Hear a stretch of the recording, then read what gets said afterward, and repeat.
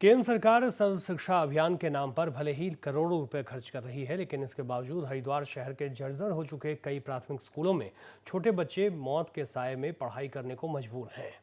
शहरी क्षेत्र के प्राथमिक स्कूल 22 मरम्मत न होने की वजह से जर्जर हालत में खड़ा है। छत का फर्श उखड़कर गिर रहा है, दीवारों में दरारें आ चुकी है। कभी भी स्कूल भरभरा कर गिर सकता है। इस बात की संभावना से इनकार नहीं किया जा सकता कि हरिद्वार शहर के कई स्कूलों की हालत इसी तरह की है।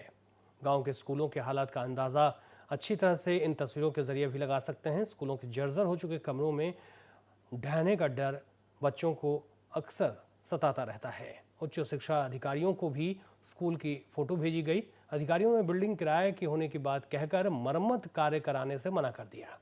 स्कूल में टॉयलेट भी नहीं है, इसकी वजह से बच्चों को काफ़ी दिक्कतों का सामना करना पड़ता है।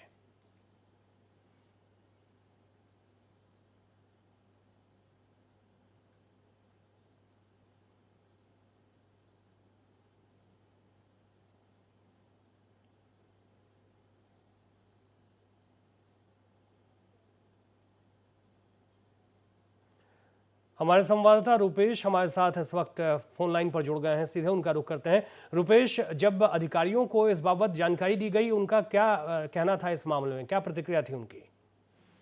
जब इस मामले में स्कूल से संबंधित जब जानकारी दी गई तो अधिकारियों का तो साफ साफ कहना यह था कि ये बिल्डिंग हमने किराए पे ले रखी है, इसके तहत हम इस बिल्डिंग में कोई भी निर्माण कार्य या किसी भी प्रकार की मरम्मत का कार्य हम नहीं कर सकते और नई बिल्डिंग को हम देख रहे हैं जहाँ पे इसे शिफ्ट किया जाएगा। जी, लेकिन अगर इस बीच अगर कोई हादसा हो गया तो इसके लिए जिम्मेदार कौन होगा? इस बारे में क्या कहा इन अधिकारियों ने?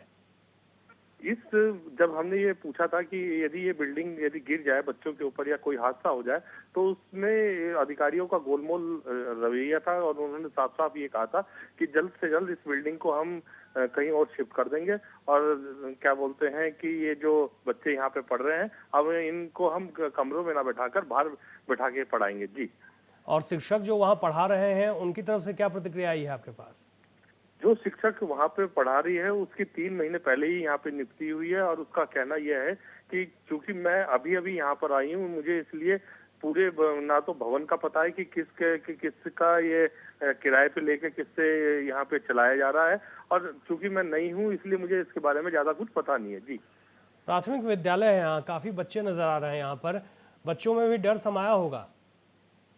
जी, आप बिल्कुल सही कह सकते हैं कि 15 अगस्त के दिन हम 17वां अपना स्वतंत्रता दिवस मनाने जा रहे हैं, जहां पर हम सर्व शिक्षा अभियान के तहत बच्चों को उच्च शिक्षा दिलाने की बात करते हैं। वहीं पे आप देख सकते हैं कि जो ये बच्चे यहाँ पे पढ़ रहे हैं, किन हालातों में ये बच्चे यहाँ पे पढ़ रहे हैं, क्योंकि शिक्षिका तो नई आई है मगर ये जो बच्चे हैं ये तो पुराने हैं जो यहाँ पे पढ़ रहे हैं। उन बच्चों के से जब भी हम पूछते हैं कि जब बारिश होती है तो क्या करते हैं, तो उनका साफ साफ ये कहना है कि हम एक कमरे के अंदर यहाँ पे बंद हो जाते हैं और एक कमरे में जब बारिश रुक जाती है तो हम तब पढ़ने क्लासों में जाते हैं। जी, शुक्रिया आपका इस तमाम जानकारी के लिए। तो तस्वीरों में आप देख सकते हैं किस तरह से ये भवन जर्जर है और बताया गया है शिक्षा अधिकारियों के द्वारा कि चूंकि ये भवन किराए का है, मरम्मत का काम वो नहीं करा सकते, लेकिन क्या स्कूल की बिल्डिंग भी मुहैया नहीं करा सकते, नई बिल्डिंग के बारे में भी नहीं सोच सकते? इन तमाम सवालों का जवाब इन अधिकारियों के पास नहीं है।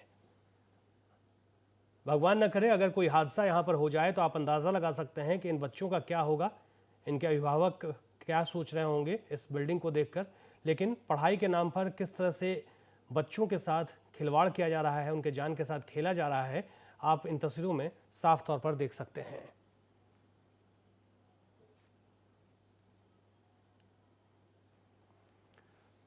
बताया जा रहा है कि किराए का ये मकान है और बिल्डिंग किराए पर ली गई है, इसलिए इस बिल्डिंग में वो निर्माण कार्य या मरम्मत का काम नहीं करा सकते और इसलिए बच्चों के जान के साथ किस तरह से खेला जा रहा है अधिकारियों के द्वारा। और वो भी हरिद्वार की तस्वीरें हम आपको दिखा रहे हैं, कहीं और की नहीं।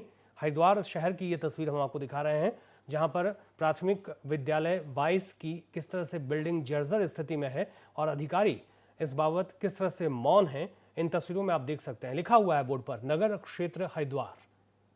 जी, तमाम नेताओं, तमाम सांसदों, तमाम विधायकों की नज़र इस पर ज़रूर गई होगी और अगर नहीं गई है तो गौर से इस तस्वीर को देख लीजिए। नेशनल वॉइस इन तस्वीरों को एक्सक्लूसिवली आपके लिए दिखा रहा है। बच्चों के जान के साथ किस तरह से खेला जा रहा है, इन तस्वीरों से आप सहज अंदाज़ा लगा सकते हैं।